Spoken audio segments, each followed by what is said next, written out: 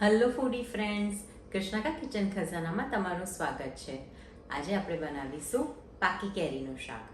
જો મારા વિડીયોઝ પસંદ આવતા હોય તો લાઈક કરો, શેર કરો અને સબસ્ક્રાઈબ કરો.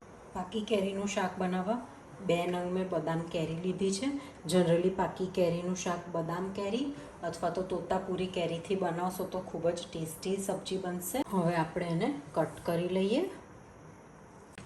કેરીને આપણે આવી રીતના છાલની સાથે જ કટ કરીશું. આપણે છાલ કાઢીને જો કેરીનું સબ્જી બનાવીએ તો એકદમ સોગી થઈ જાય છે, એટલે આવી રીતના છાલ સાથે જ કટકા કરવા.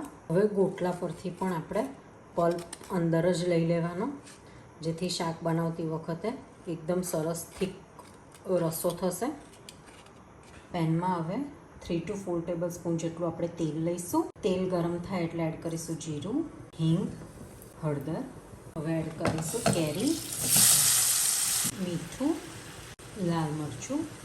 તેલની અંદર કેરી એડ કરીને તરત જ આપણે મસાલા કરી દઈશું, જેથી સરસ મિક્સ થઈ જાય. ધાણા જીરું મિક્સ કરી લઈએ. હવે એડ કરીશું થોડુંક પાણી.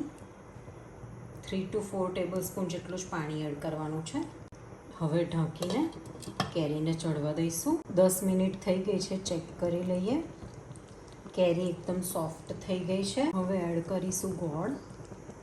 તમે ખાંડ પણ લઈ શકો છો. હવે મિક્સ કરી લઈએ. કેરી ખાટી હોય તો ગોળ કે ખાંડનું પ્રમાણ થોડુંક વધારે લેવું. સબ્જી આપણી બનીને રેડી છે, સર્વ કરી દઈએ. તો 15 મિનિટની અંદર જ રેડી થાય એવું પાકી કેરીનું શાક રેડી છે. આપણે એને પરાઠા કે ખીચડી સાથે ગરમા ગરમ સર્વ કરી શકીએ છીએ.